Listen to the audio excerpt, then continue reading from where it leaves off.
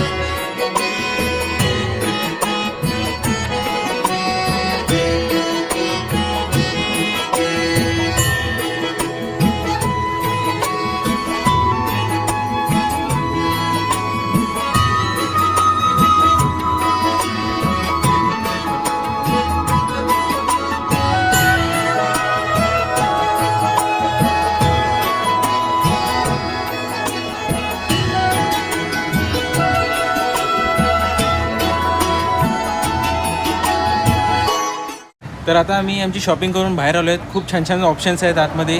पूजा सामग्रीमध्ये भरपूर ऑप्शन्स ठेवले डीमार्टनी. प्लस बाकीची भांडी वगैरे जे लागतात ब्रासचे वगैरे पूजेला लागणारे साहित्य वगैरे भरपूर काय काय आहेत. डेकोरेशन आयटम्स पण खूप छान छान आहेत.